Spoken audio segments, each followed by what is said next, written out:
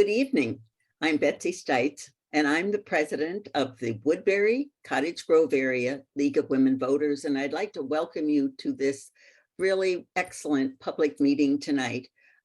You'll learn a lot about how our county commissioner board works, and that's one of the most important missions that we have, is empowering voters and defending democracy. We envision a democracy where every person has the desire, the right, the knowledge, and the confidence to participate. We value and believe in the power of women and men to create a more perfect democracy. I always like to really reinforce that the League is nonpartisan, neither supporting nor opposing candidates or political parties at any level of government, but always working on vital issues of concern to members and the public. And tonight, we continue what we started last year when we had School Board 101, when there was a school board election. Well, this year, we have a county board election also, and we wanted to make sure our voters really had a good foundation for, well, what does the county board do anyway? And we are really privileged this evening to have some very, very knowledgeable individuals who have served on our board. Neither are running for re-election again. So, just listen, and you're going to learn a lot. I'm going to turn it over to Jody, who is our wonderful communications director. So Jody Bertaka, take it away. Thank you, Betsy, and welcome everyone. The county board is such an important role, plays such an important role in our local government. So I'm really excited to moderate tonight's program, County Board 101. The Q&A is now open for questions, and you can submit them during the program, and we will reserve time at the end of the program to get in as many questions as you have.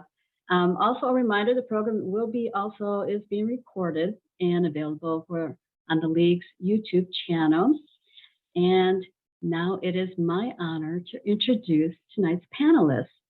As Betsy said, our panelists are current members of the Washington County Board who are not running for election. Commissioner Wayne Johnson is currently the County Board Chair and represents County Commissioner District 4, which includes Cottage Grove, as well as Newport, St. Paul Park, Gray Cloud Island, and part of Woodbury. Commissioner Johnson has been on the board since 2018. Commissioner Lisa White represents County Commissioner District 5, which includes most of Woodbury, and Commissioner White has been a member of the county board since 2008. And also joining us is Ryan Erdman, and he is a member. He is the Member Engagement Coordinator for the Association of Minnesota Counties, and in this role, he provides training, information, and assistance to counties throughout Minnesota on government and policy issues. We will begin the questions in just a moment, but first we're going to show you a brief 4-minute video about Washington County called Welcome to Washington County.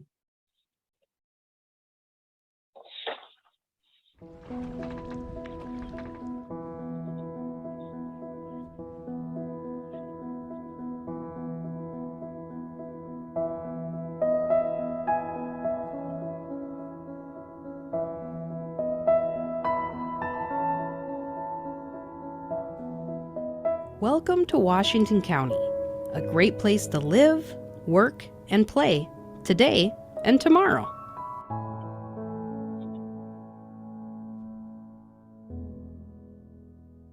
Located on the eastern edge of the Twin Cities metropolitan area, the county stretches more than 40 miles from north to south and is the 5th most populous county in the state. From the cornfields of Denmark Township to the residential neighborhoods of Cottage Grove, from the office and retail complexes along Interstate 94 to the cooling waters of the St. Croix River. From the suburban neighborhoods of Woodbury to the rolling hills of Scandia and Hugo. Each area of Washington County possesses a distinct set of landscapes and resources. Today, more than 265,000 residents call Washington County home. Residents thrive in a variety of settings, In highly developed suburban areas such as Woodbury, Cottage Grove, Forest Lake, and Oakdale, to the small towns of Stillwater, Bayport, Scandia, and Hugo, and in the rural communities of Afton and May Township. The county features a growing economy with a wide variety of businesses, from local coffee and antique shops to industrial processing and office complexes that house an array of businesses, including medical providers. County government works hard to serve residents. County residents may be less familiar with the work done at Washington County, yet its services touch every aspect of life, from birth to death certificates and everything in between. The county is governed by an elected board of commissioners who each represent a district. Citizen advisory groups provide input to the county board, which oversees the budget and the taxes that pay for services. When driving through, you will notice that Washington County ensures that our roads and bridges are safe and well maintained. When you make that call to 911, a county employee answers and ensures that you get the help you need in a timely manner. When children and families need help with food or housing support, mental health services, we're there for them too. Our services also include child immunizations, inspecting food and lodging establishments, groundwater protection programs, and managing recycling programs found throughout the county. Our Sheriff's Office serves as the public safety agency in the county, patrolling roads as well as providing public safety services to several communities that contract with the county. The Sheriff's Office also oversees our Public Safety Dispatch Center, the county jail, probation, and provides security for the state courts housed in the city of Stillwater. The County Attorney's Office prosecutes adult and juvenile crimes and serves as the legal counsel to the county board and all departments. We have some of the most extensive parks and trails in the state. Visitors and families can spend hours discovering and exploring one of our many destination playgrounds, beaches, campsites, and more. Our library system has 8 branches, serving our community members with loaned materials, such as books and digital media, and with programs such as story times and book groups, as well as a place to meet friends or host a community meeting. We serve our residents through a wide range of services and programs in Washington County. See what we have to offer to you and discover why it's a great place to live, work, and play today and tomorrow.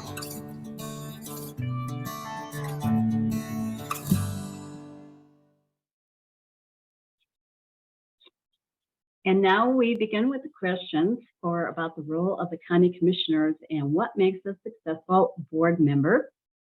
And we'll begin with, what are your favorite parts of the role? What are the most challenging aspects of the role? And what surprised you the most about serving on the board? So let's begin with County Board Chair Commissioner Wayne Johnson.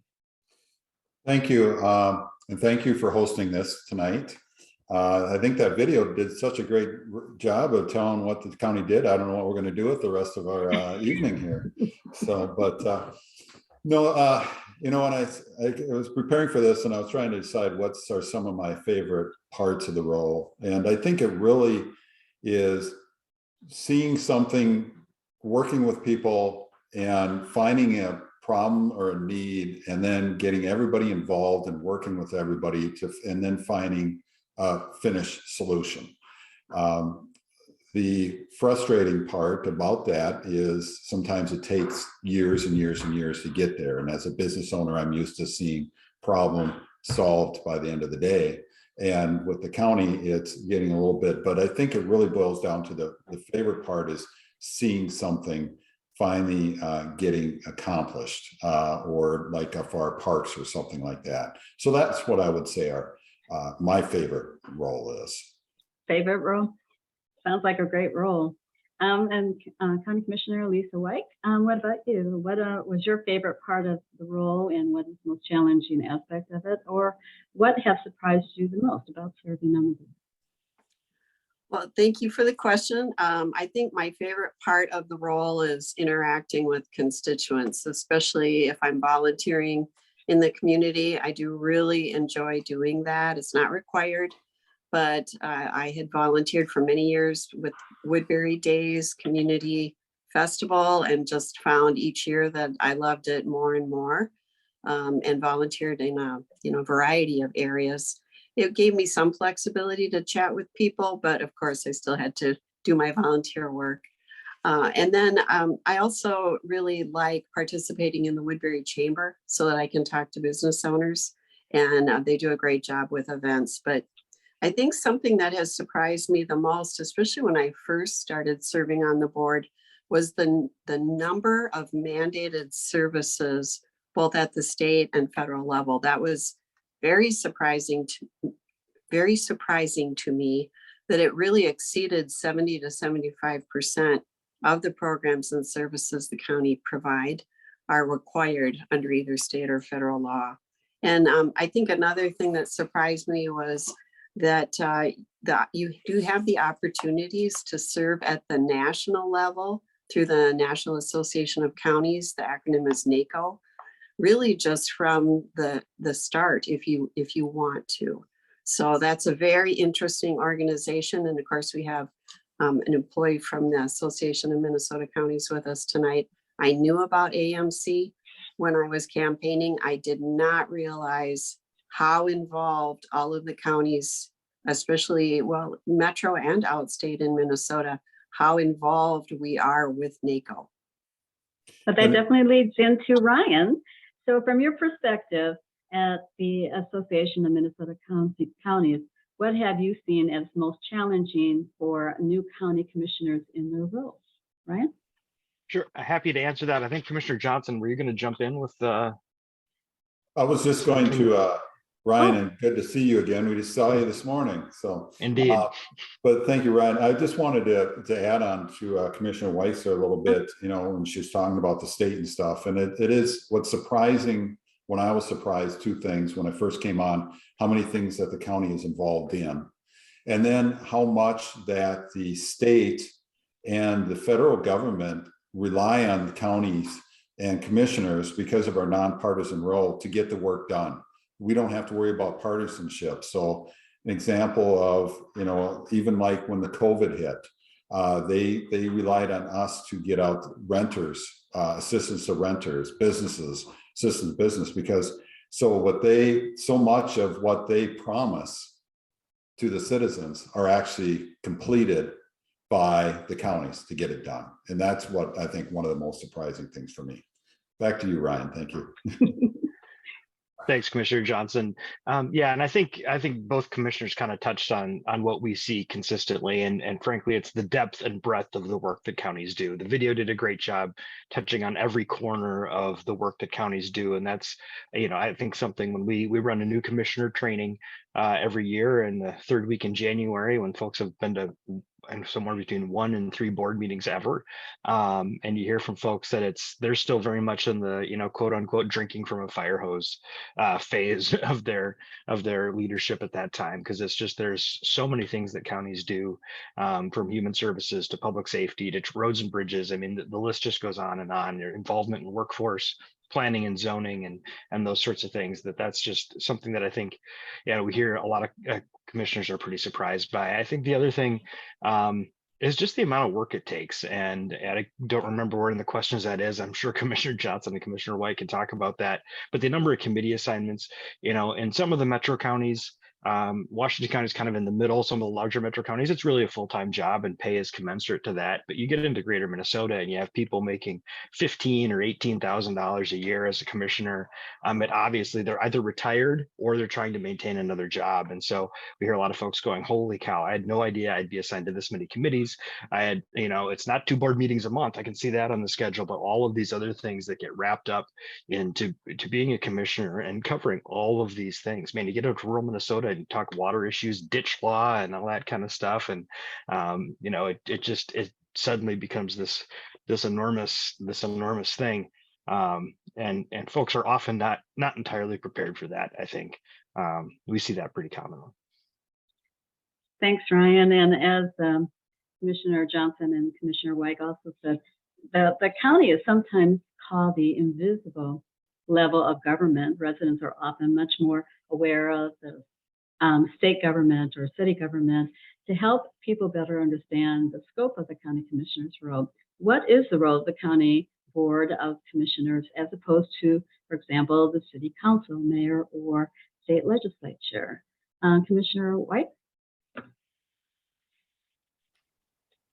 Thank you. We act as the voice of the people that we represent, first and foremost. We help to solve individual issues that people may be having, get information to them, get them to the right experts within the county if that's required, and then advocate on their behalf. We make decisions regarding policies. We negotiate and try to find consensus on the board while you still definitely represent your district and the will of the majority consensus of the people that you serve. And then I think we, a lot of times too, a lot of our board actions are approving contracts, setting budgets each year, approving spending of public funds. And then we often advocate or lobby other levels of government, to fund projects or improvements or services, public services that we think will benefit our residents. And then oftentimes the people we are talking to, we have mutual constituents. But I can pause there if Commissioner Johnson wants to. So yeah, Commissioner Johnson. Great answer. I'd like to expand on that. I think this really is where being a nonpartisan position really comes into play, is because we can, unlike the partisan roles, we can go from person to person. We can go from the Democrat side to the Republican side, and we are there for a particular subject, and we're just working for the people. So we don't have to, we're not bound by actions of a certain leadership of a certain side. We're just there to work with both sides. One of the things too, I think that's unique with us as opposed to state legislature is that, we go out to Washington. So I've talked to some state legislators and I'd say we're going out to Washington. It's like, oh, we've never even been there. It's like, and we're going out there because we're working with them. They're working with us. One of the things is a little bit different too, is like with the city as a rule, at least in our area, is you're an at-large person. So when you're doing things, you're working for the whole city. The county, we work for and we represent the county, but we all have our own individual districts that we represent and make sure we bring issues that are maybe unique to our area, but then also working with other commissioners, knowing that when one person wins, we all win.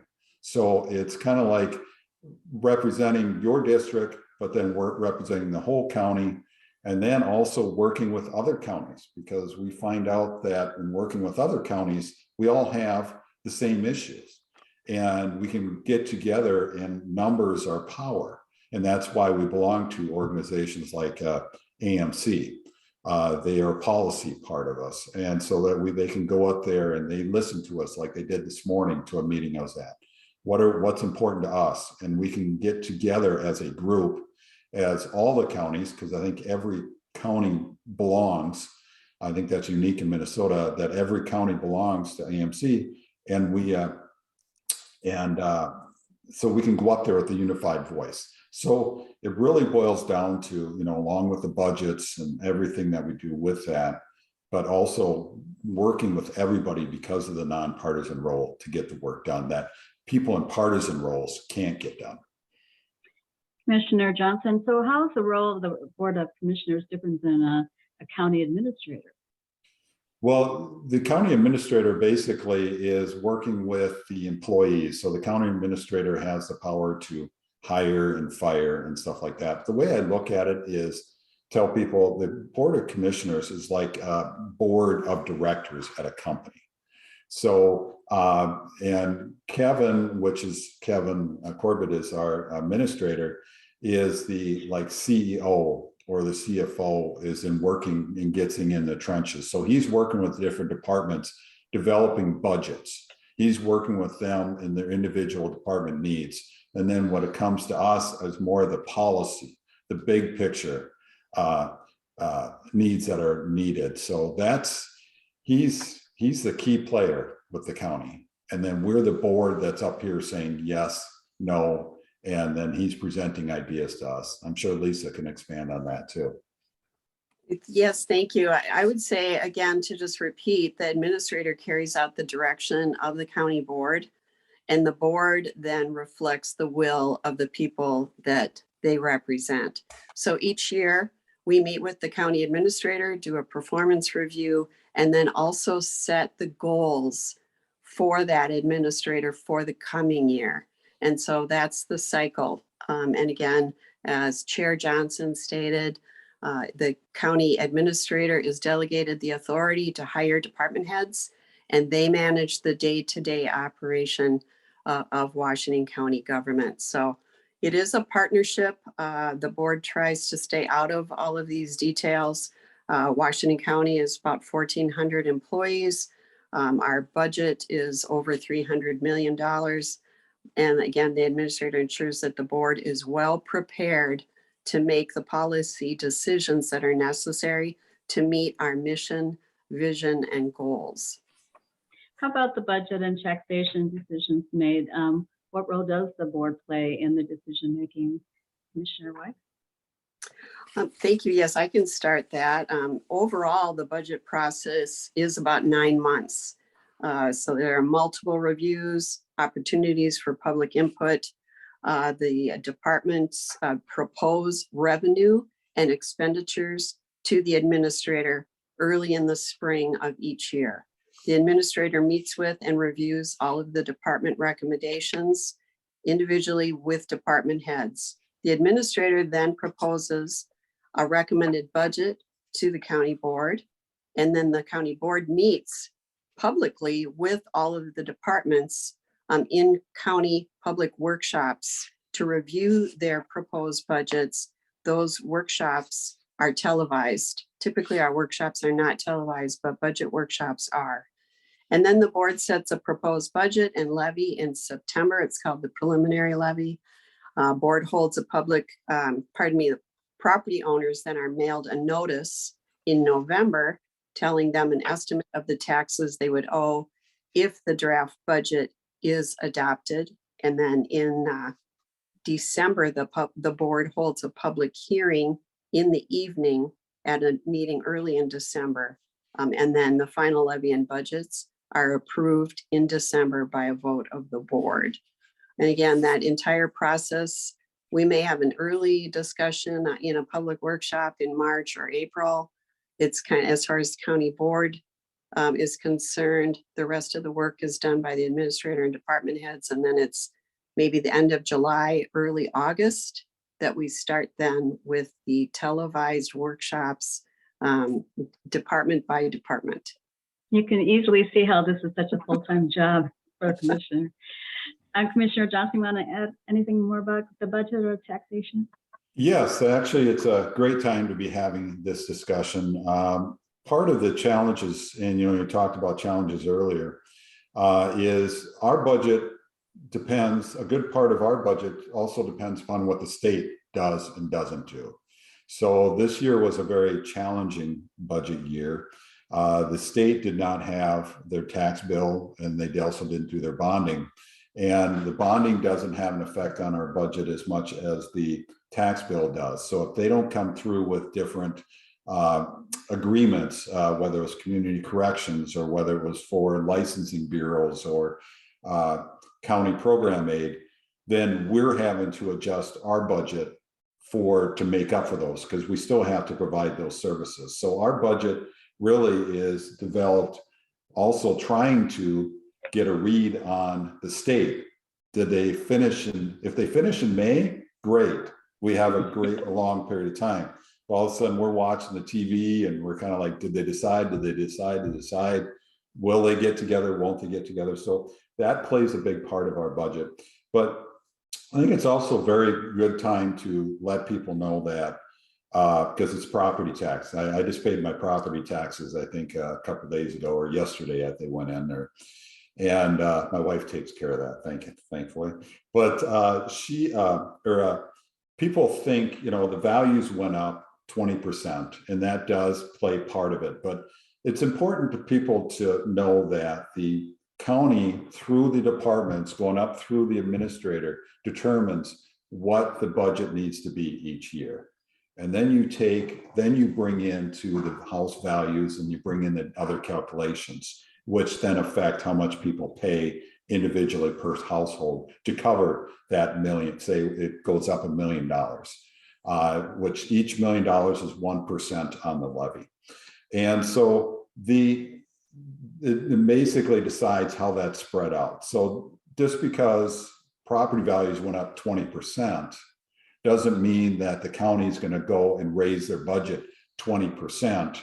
No, we don't do that. We just raise it based on what is needed to continue to provide the services that everybody needs and expects, and the state puts on us, the burden the state puts on us. So that's kind of good. I wanted to get that in there to let people know that there's a relation, but just because you can doesn't mean we do, if that makes sense. Well, good information, that's for sure. How about that county commissioner's involvement with election administration? Well, I'll start that one off, unless Lisa, you have a dire desire to take that one on. But so the short answer is we are not directly involved.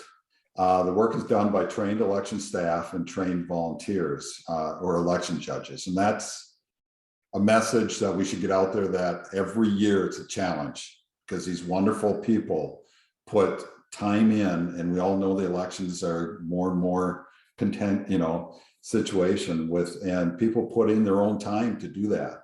So we need more of those. But we do not influence the process that has taken place. We do make sure the county has the budget to successfully run the elections. We approve purchases of the equipment used to administer the election. We ensure that communication is getting to the residents about voting in the process. We ensure that the county is following all applicable laws and rules, and provide information to those asking about the process. One of the things that the county does administer some of the elections for some of the cities, and some of the cities do it themselves. Like Cottage Grove currently is administering the election and send the results up to us. I think, is it Commissioner White, Woodbury has the county take care of it. Is that correct? Or do they administer themselves too? I believe they do. Yes. I believe they have the county administer it. Okay. And so it's a little bit of, so they rent the machines, they set up the different election locations and all that stuff. The cities decide where the precincts are going to be for that, and then decide where the voting points are. But I'll let Lisa take over from there. I think I would just add and maybe conclude with 2 commissioners serve on the canvas board after each election. So the canvas board role is to ensure that the results the county is reporting to the state match the votes that have been cast in our county for all of the eligible county races up and down the ballot. So you serve on the canvas board, obviously, if you are not running for re-election yourself.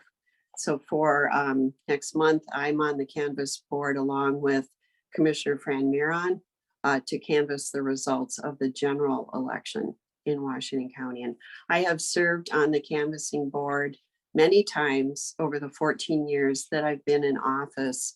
And it's truly an honor to do that. And I'm always not surprised, but I'm just reassured. And in some ways, it's amazing to me how accurate the results are when you sit and go through all of the different races, any race that someone wants to look at, any precinct, any city, and you go through it all and everything adds up. It's exactly on. So thousands of votes cast, and I can assure everyone that everything is extremely accurate. Well, that can definitely assure our residents that information. So that's good to hear. What is the relationship between the county and the Metropolitan Council, and how does the Met Council affect county planning and decision making? I think the most direct relationship is through the state requirement for counties to adopt a comprehensive plan. Thrive MSP 2040 was adopted by the Metropolitan Council many years ago, and the counties and staff immerse themselves then in the requirements, especially any changes. Met Council, of course, is involved in setting the topic areas that each plan must address. And it also reviews each of the local plans to ensure that that plan meets regional goals and that our local plans do not conflict with other plans from neighboring governmental units. Then we also have a partnership with Met Council on transitway development. The counties led the planning for the Gold Line bus rapid transit corridor. At this time, the Metropolitan Council, Metro Transit are leading the project through the development stage, and then construction now is beginning in Woodbury this past month. The state then operates the line in the future, but really transit is a shared responsibility between the state and counties. But I think my constituents and a lot of people are surprised to learn that at least in the metropolitan area, counties are probably the organizing or initial entities that are responsible to do the early studies, see if the alternatives analysis and any draft environmental work. And I think a lot of people are surprised by that. But then I can turn it over to Chair Johnson to add any other remarks. Well, it's an interesting relationship with the Met Council. I think that's an answer a lot of it. And we work together and working with transportation. I know Commissioner Kowalski sits on the TAB, Transportation Advisory Board, that does work with the Met Council in as far as awarding different projects for different transit or transportation. So we do work with them as we try to take care of what we need to do. And so then we also, the cities within the county have more of a direct relationship with the council through stormwater systems, the wastewater system, and more of the regional planning and zoning issues. We did work with them a little bit more on the, as Commissioner White said, on the Gold Line. In fact, even out where possibly where the new building is going to be out there, service center. So, I haven't personally had as much because I haven't worked on the transit as much as Commissioner White has, and did a great job. For how many years did you work on that? I think since you started. The initial studies started in 2009. So she's had a lot more experience on that, and then with the details and stuff like that. So. But Jody, if I could just add, just for people who are listening, in Washington County, there are 3 Metropolitan Council districts that overlap or are wholly contained within Washington County: District 11, District 12, and District 13. District 11 is represented by Susan Bento. She has parts of Anoka County, Ramsey County, and Washington County. And then Francisco Gonzalez, his district is wholly contained within Washington County, and he has the largest Metropolitan Council district. And then Kai Lee is District 13. They represent Newport and St. Paul Park.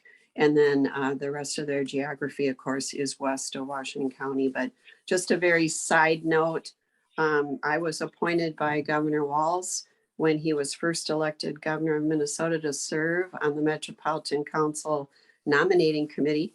And that was a big honor, a very interesting committee to serve on. We had 200 applications that came in for 16 seats. And so that was 4 years ago.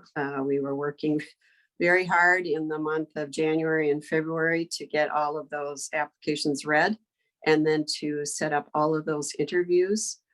There are some very talented and very accomplished people in the metropolitan area. So it was a very humbling experience for me to read all of the resumes and qualifications for the individuals. It was the job of the nominating committee to advance a certain number of candidates per seat to the governor and lieutenant governor. And then it was their decisions then to make those appointments. But if people have needed to rotate off of the Metropolitan Council for other opportunities, then our committee has reconvened as needed over the last 4 years. How did you find time to do anything else? You know, Ryan, maybe from your perspective too, from the state as a whole, how does the county commissioner role vary across the state? Well, I think at the most fundamental level, it doesn't. County responsibilities are county responsibilities, as both commissioners alluded to. Much of the direction, much of the work is mandated services dictated by the state. And so those issues certainly are consistent across the state. But there are a few things. One, and there's some government structure differences.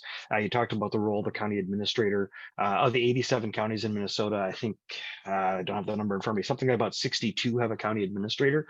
The others have some alternative forms, including a county coordinator, which is really, you're starting to split hairs when you talk about the difference between a coordinator and administrator. But one big difference is, for the most part, most coordinators don't have that supervisory authority over department heads.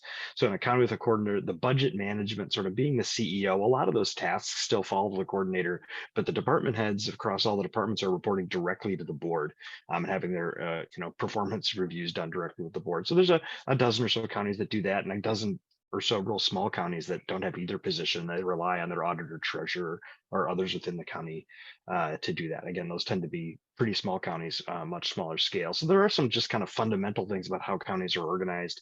And then you also see, and Washington County is involved in many joint powers entities because they have to be. I know they have a joint solid waste program with Ramsey County and others, but you get into greater Minnesota and you'll have 4 or 5 or 6 counties that are joining together to deliver actually some of the more fundamental services. Down in southwestern Minnesota, there's a 6 or 7 county joint powers doing human services. And it's just sort of the economies of scale that happen. And so that's a very fundamentally sort of different approach. And again, Washington County does it, but not for those fundamental services. The economies of scale is there. And so it's some of those other things that where you might choose to work with a partner. But like I said, you see, or probation being done by 4 or 5 counties jointly, covering a wider swath. So those are some differences too. And then just kind of what people care about. I mentioned earlier, if you're in ag country and you're talking about agricultural drainage ditches, man, that's a big deal. And you know what? And even in Washington County, especially in a county like Ramsey, it's entirely urban. Nobody's paying attention to drainage ditches and other issues too. Planning and zoning, the county gets involved with that. I would say outside the 7-county metro, of course, there's no Met Council overlay in terms of the planning.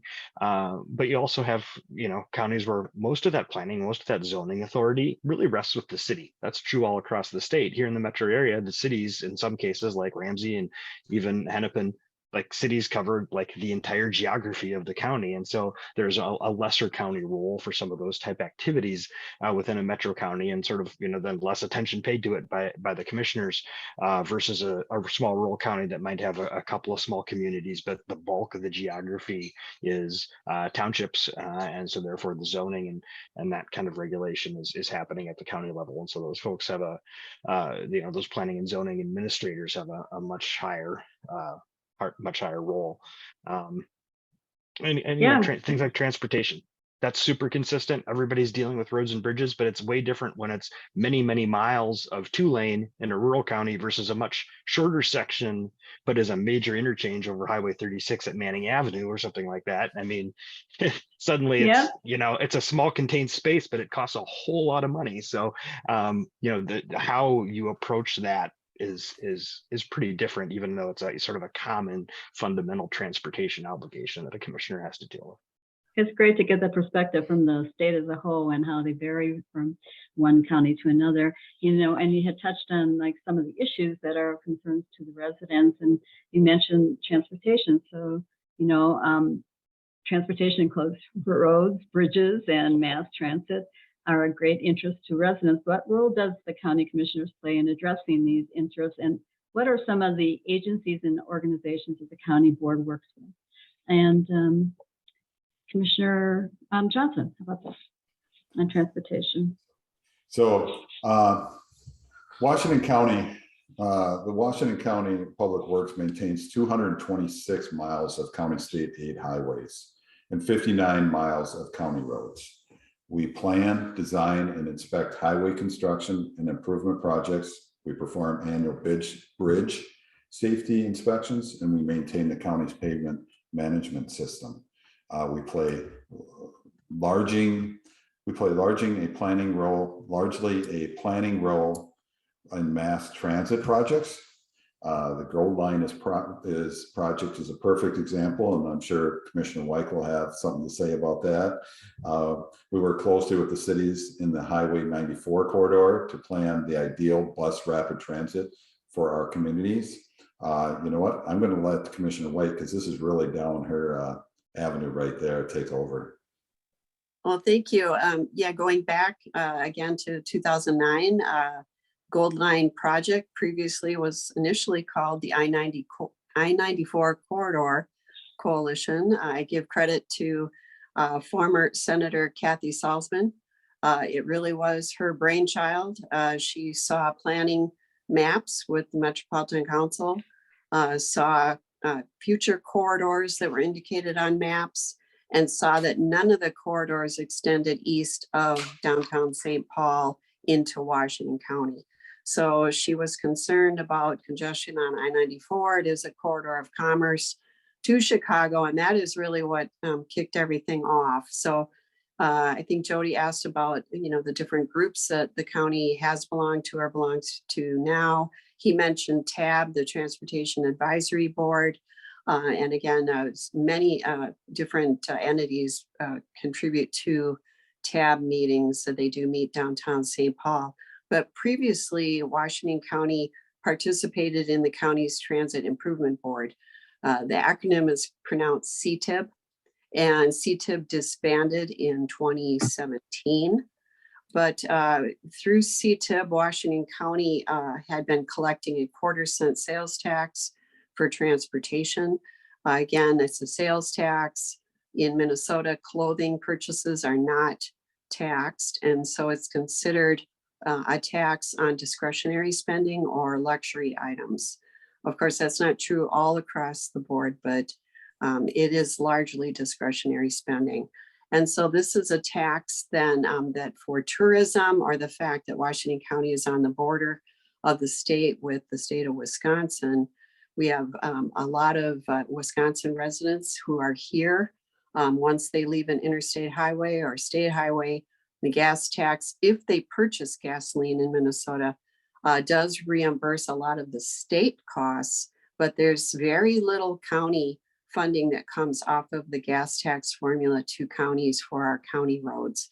So the sales tax in statute can be applied to roads and bridges, or even transportation facilities, such as a public works shop, and that, as long as it's identified in a program of projects, and that list has been vetted and discussed in a public hearing.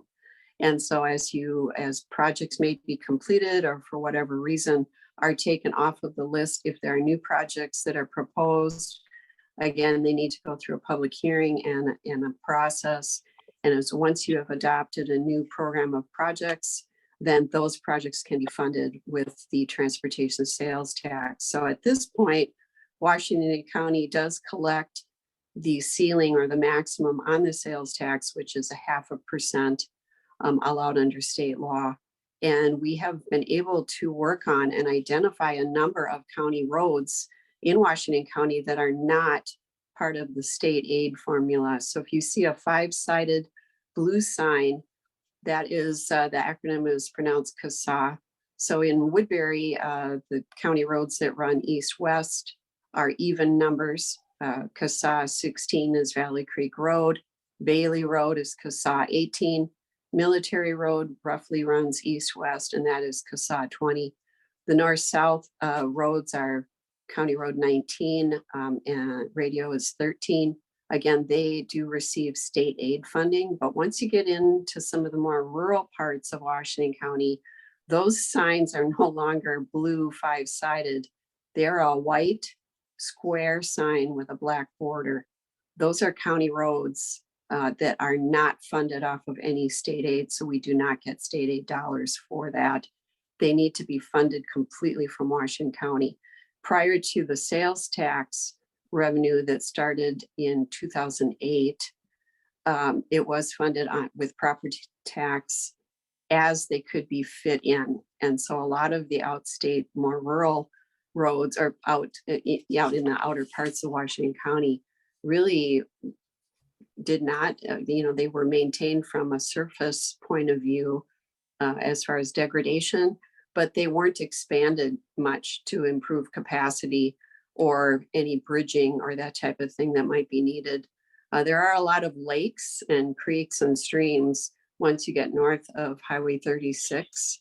And so it is very challenging terrain, I think, for our public works department. So I'm encouraged that we are able to use these dollars to maintain those roads because they are very important to feed in to the state highways, just as the more developed cities of Cottage Grove and Woodbury, some of those county roads I mentioned. And then we are able to list the renovations to the Public Works South Shop is currently proposed in the current program of projects.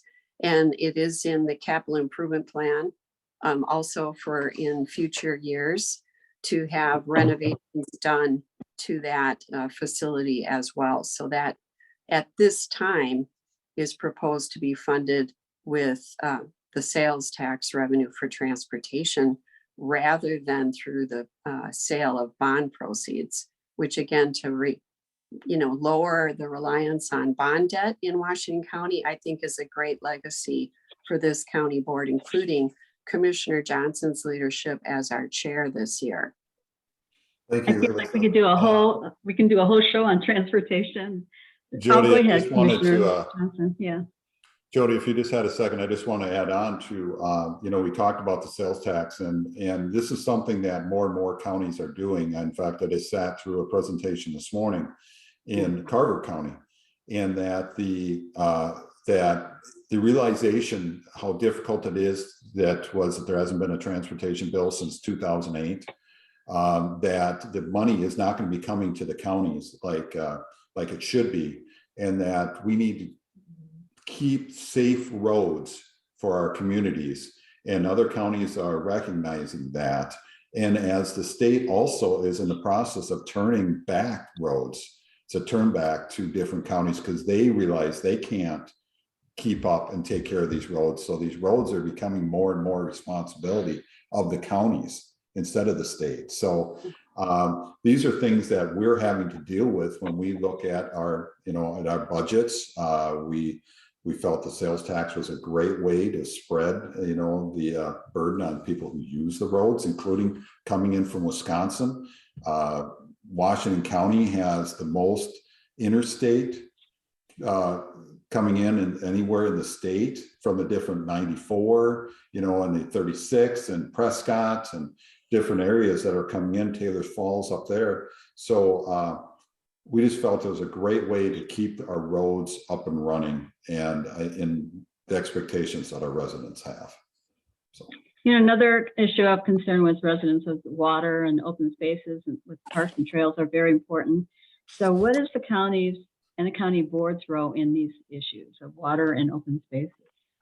Well, this is actually great because this morning, and Ryan hopefully remembers this presentation, I presented to the AMC, which is the association, on a project that we're very proud of. And one of the ways that we are able to address this is we have, first of all, Washington County has one of the best regional parks and trail systems in the state of Minnesota. We strongly believe in investing in our parks, open space, and land protection. It's one of the #1 responses as far as happiness of people who live in our county. One of the things that comes up with people who say they want water protection, we all know about 3M. I mentioned that earlier in the presentation, that one of the ways the county can do our part with open space and protecting water quality is through our land and water legacy program that was voted on a referendum back in 2006. We're actually celebrating our 15-year anniversary with that. It was a $20 million referendum that went through that directed or allowed the county to work with interested parties that are interested in either selling their property that we would then buy for, that are around our parks. We have like 10 priority locations where we've identified that we want to protect as a result of having water going through it. We talked earlier about how long our county is from the beginning to the top, where all that water flows down and in fact goes into the St. Croix. And if you've ever been to the St. Croix River, you know how beautiful it is, and we want to protect that. And right now, so much of Washington County, and especially in the southern area, has issues with PFAS and stuff like that. So the county has worked with willing people that have gone in and either bought the property, attached it to the parks, or conservatorships where they still own the property, but there's certain rules that are put in place that they can't do certain things with it. They can't build on it. They can't farm it. You know, at that point, they can't do, it's there to protect the water that's around it in the open space, and residents can then go and be able to use those places. So that is really the biggest way that we can protect the water, is by doing that. And we have, sorry, this is kind of the passion area that I've been talking about recently, and we have about 1,100 acres in the last 15 years we've put underneath control in that situation. We have about $20 million in county funds for this. We're almost out of it. In fact, we're going to be looking at 2024 going back to the residents. This referendum only costs a medium household about $10 a year to do this. And it's making a huge difference in this. And again, we only work with people who want to sell the land or want to put it in conservatorship, because we saw one of the videos, if anybody ever really wants to watch it, we have a video on our website too at the county that people say why they do it. And it tells, it's about four minutes that describes the whole program. And people who want to leave a legacy, they believe in the environment. They want to, they don't want to see it developed. And we have more and more people that are looking to us. And this program has, I think, exceeded the expectations of anybody who has done that. I'll let you see if Lisa, if I've left anything left for you on that. Well, I think it's interesting for the public to know the Washington County owns and manages 6 regional parks, 1 county park, 2 regional trails, and 1 historic courthouse that is operated as a history museum. So the historic courthouse in Stillwater is the oldest standing courthouse in Minnesota, and we do operate it. There are museum exhibits throughout the courthouse, and then there are various community events held there as well. Christmas at the courthouse also is a showcase for local businesses to sell items and services, and to showcase local business options. But I think our parks, you know, really do provide just that scenic natural landscape where people can just, you know, restore themselves. The area too is, with the natural resources in our parks, are unique to the Twin Cities region. In the metropolitan area, if there is a regional park that exceeds 1,000 acres, it's called a park reserve. And in the Twin Cities, there are 6 total park reserves. What I think is interesting is that 2 of the 6 park reserves are in Washington County. So Lake Elmo Park Reserve actually exceeds 2,000 acres. So it's more than double the land area needed, you know, to even make it beyond a regional park into park reserve status. And then we also have Big Marine Park Reserve as well. And there's a veterans rest camp up there along the Big Marine Lake. I like to point out, circling back to the Metropolitan Council as the regional planning organization, and Thrive MSP 2040, through their diversity, equity, inclusion programs. They too do talk about equity in the regional parks. And one way to do that is to ensure people of all backgrounds and income levels have access to the regional parks. Public funding has gone into this, and it should be a public amenity that is accessible. So that includes, whenever possible, connecting regional parks to public transportation.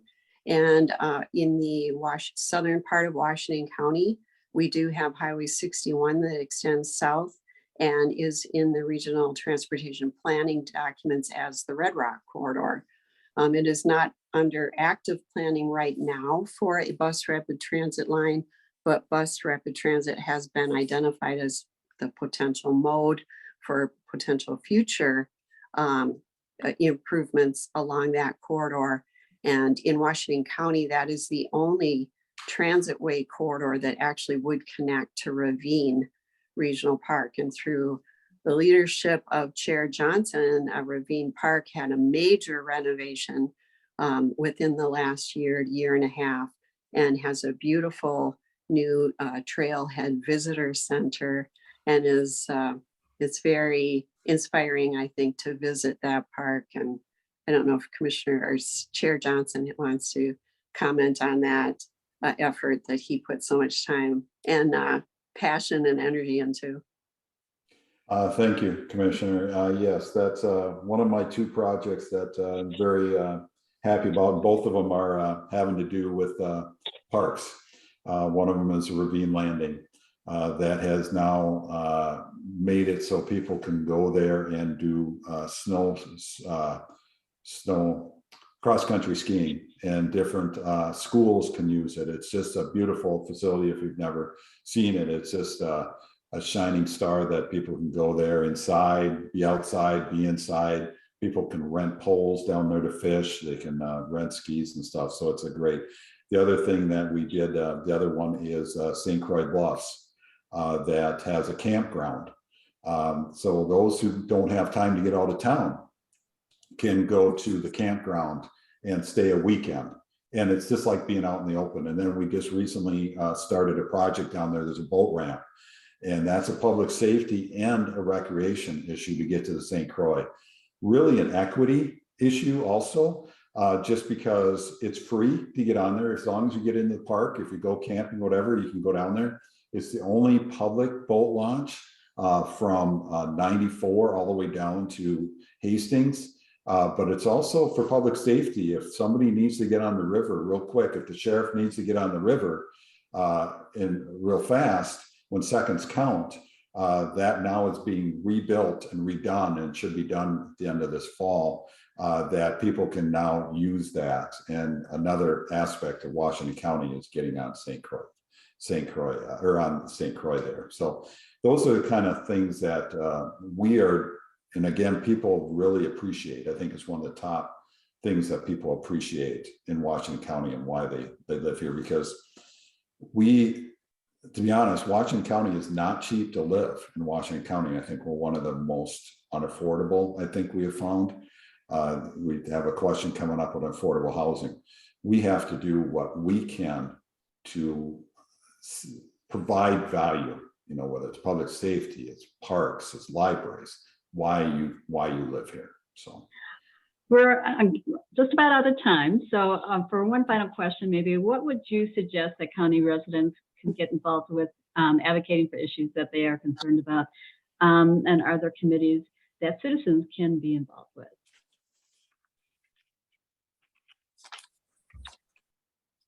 Commissioner White? Yes, thank you. Absolutely. I think citizens have the opportunity to serve on our citizen advisory boards. There are a number of different ones that we have offered, such as the library is always a popular one. We have a planning commission. Parks and Open Space is another very interesting planning citizen advisory committee. The county board looks to these committees to expand our reach and our knowledge out into the community, so that people can provide us input, especially for their part of the county. It is a long and narrow county. There are, we have the larger cities, and then we have very small towns and townships. And so to get that broad perspective is very important. The different committees have different levels of engagement or maybe even requirements. So if you're interested in being a watershed manager, that's a much heavier lift, so to speak. And some of the committees do require an interview with the county board. The Community Development Agency has got both Economic Development Authority and also the Housing and Redevelopment Authority. And again, we've got citizens that are appointed to serve on that board, again, expanding our reach and knowledge with their lived experiences and their perspectives, bringing in the CDA specifically makes their own decisions, sets their budget, but they do, update the county board on their progress and issues that they're having. It's Washington County Board of Commissioners is able to supplement things with the CDA specifically too, maybe through American Rescue Plan funds. But citizens can also, if they don't feel that they have the time to serve on advisory committees, they could also just participate in public comment sessions. If there's a road project, say, or a facility or a campus update, if they could attend some of the public meetings, look at the plans, give their input, that's also very relevant. And even just watching the county board meetings and emailing or contacting their commissioner if they have suggestions. Everything is welcome and is listened to and considered when we're making new policy decisions. Well, we have a couple of questions that have come in, so if we can go to those from the people watching us. And one of them said, how can they get speed limit changed on county roads? It's crazy how fast is allowed on our residential streets, 50 miles per hour, unsafe. So how can we get the speed limits changed? I believe the state of Minnesota sets the limits. So I think our county engineer can provide, collect feedback from the public, and speed studies and stuff can be done. But I think ultimate authority actually is with the state MnDOT officials. Wayne or Ryan Erdman, correct me if I'm wrong on that. I think it's been a little while since that's come up. Yeah, I'm sorry, go ahead, Ryan. Yeah, Commissioner Weick, you're correct. And that process is dictated by statute, and speed studies are required. Part of the reason that authority rests with the state is, the technical expertise to do speed studies and that kind of analysis doesn't exist in most counties. Maybe a Hennepin or a couple of the really big ones could do that if they wanted, but they don't, because the state does it. And certainly in smaller counties, that expertise just doesn't exist. And so the process of setting speed limits involves a number of steps, and including those speed studies and things. And so that is a state governed process, even on county roads. Yeah, we can ask for MnDOT to do a study, but I think it's real quick to also for people to understand lower speed limits don't always mean safer roads if the surroundings don't justify the lower speeds, because people are going to drive what they want to do. And studies have actually shown you try to lower something, people speed anyway, and then you end up with more accidents because of the unevenness. So it's a very complicated situation.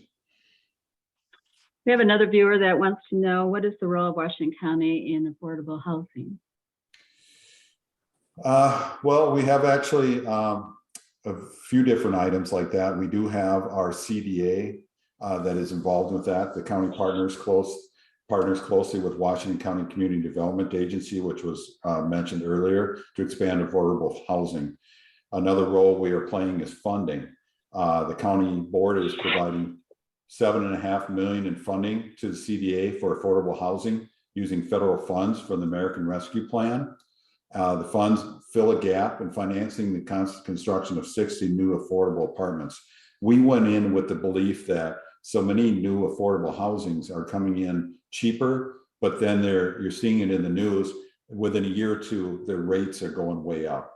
We've made the commitment with CDA and through this funding to not do that. So if you're going in at this rate, it'll probably go up, but it won't go up at these extreme rates that you see. We also, the county is providing an additional $8 million in ARPA funds to develop a permanent emergency housing location for residents experiencing homelessness. Washington County is one of the few metropolitan counties that don't have emergency housing for our residents when we suddenly find themselves displaced. So we're trying to address that. We have another question.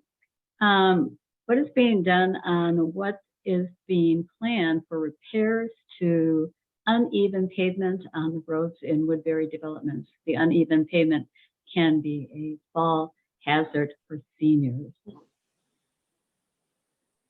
Well, there would be a difference between city streets, of course, and the county roads. The county does careful planning with the, their intersection and road project documents. So we do, the county commissioners are given updates to that each year so we can see which roads and intersections are scheduled for improvements. They do collect data to see if what the pavement condition index is. And they have thresholds that if the number exceeds that number, that road needs then to be prioritized to be repaired. So it's very systematic. And again, it's I believe that document is also a public document on the county website. So that the public, especially city officials, again, they are lower level of government that is closer to the public even than county board. And so they have their city engineers and staff also look carefully at our intersection and road ranking documents along with our capital improvement plan to see what projects in their cities or townships are slated for improvements and when, so that if they disagree or if they know about a development that's coming into their municipality, that they are able to talk to our staff, and then the county board is able to look at and approve any revisions or reprioritize updates that are needed to the different roadways. Obviously, it's a public safety issue first and foremost, but this is also economic development, and it does come down to good jobs and great quality of life for people who live and operate businesses here. So what defines what are city, county, and state roads? What defines those? Lisa, I think you touched on that earlier and you did such a great job. If you just want to reshare that. I think some of it is yeah. the state is funding for the roads. A lot of it is capacity. Again, these roads are categorized. It's engineering, it's science, it's the number of vehicles, on a road. So some of it in the county system, the county occasionally considers, turnbacks. During my tenure, the city of Woodbury, Valley Creek Road, east of Woodbury Drive, was a city street for a long time. Maybe a lot of the public didn't know that, but from Woodbury Drive east to Manning, for many years, that was a city street. And we talked about it in briefings between myself, county administrator, and city officials. And we did careful planning for when the county felt that we could then take that on and do a turn back and put it into the county responsibilities. This includes things like snow removal, along, of course, with maintaining road repairs, adding capacity, whether it's turn lanes or just widening the road as appropriate and adding lanes of traffic. So that was accomplished as roads are turned back from the state of Minnesota. Then there is funding from the state that flows to the county. So a lot of it really is driven by, and pardon the pun, but how much vehicle traffic is being carried on these different roadways. So a city, collector Some of the city streets that are more residential and off of the main roads, of course, are quieter in terms of traffic volumes. And then other roads, of course, are heavier and are meant to be wider with more lanes of traffic added. And then again, it depends on funding sources as well. And I know, again, another just a quick example during my tenure was Woodbury Drive. Did need capacity added to it, but there was a lot of concern that Washington County not expand Woodbury Drive south of Lake Road between Lake and Bailey into the residential properties. So we actually were able, through the engineering efforts of our talented staff and consultants, we were able to actually add lanes of traffic within the corridor and not have to expand the footprint. So now that the work's done and people have driven on it for years, they don't remember what it was like before that. But the concern was the public did not want that corridor actually widened, but they understood that we needed to go from 2 lanes to 4 lanes. And it did happen, but maybe shoulders are skinnier, or maybe those concrete medians out in the middle that divide the lanes aren't as wide, but we got it done. We expanded to 4 lanes within the existing footprint of the corridor, and at the same time coordinated with the watershed to make sure that the stormwater overflow project happened at the same time as the road work, so that public funding is spent efficiently. Well, we have time for just a final comments from everyone. Or why don't we start with you, Ryan? Some final comments about the role of the county commissioners. Sure, thanks. And I appreciate the invitation to be here, and I certainly appreciate all the years. I mean, I started at AMC a little before Commissioner White got elected, but more or less she's been a commissioner as long as I've been in this job. So it's going to be a little weird next year to have this job without Commissioner White. And Commissioner Johnson's presentation on the park program this morning at the meeting we hosted down in Dakota County was fantastic. So I've enjoyed working with both of them. I'm glad to be here. And I think the only thing I'd say about the role of county government is the one thing that maybe should have led with is, we're a state, like frankly, almost all the states in the country, where the work county does is we can only do that which the county allows us to do.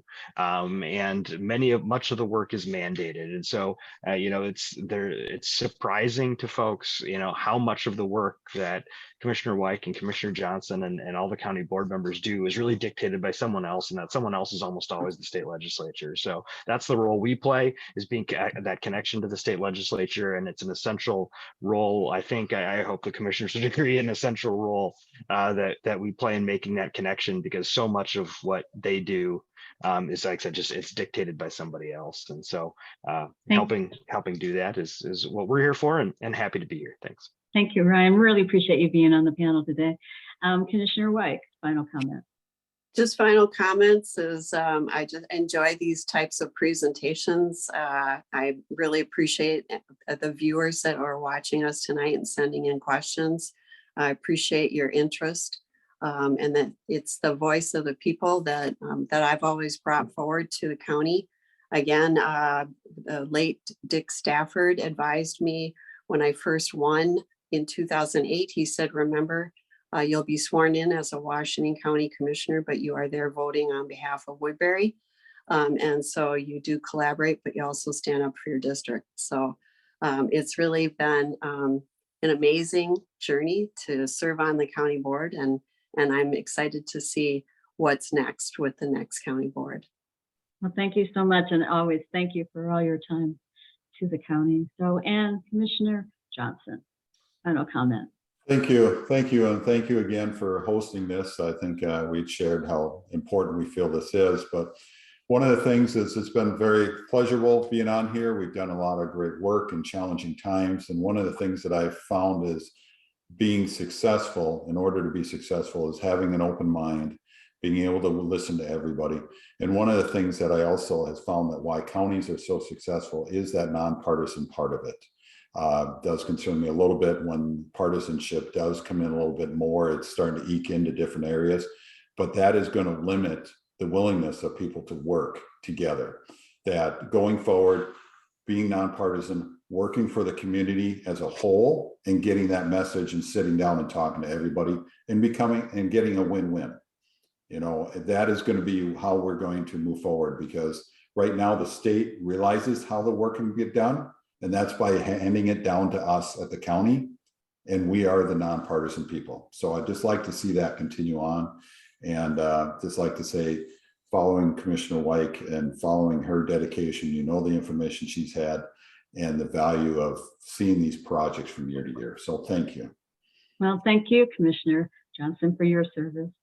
We are out of time. We will toss it back to Betsy. So thank you to the panelists for taking time to be with us. Thank you. Betsy?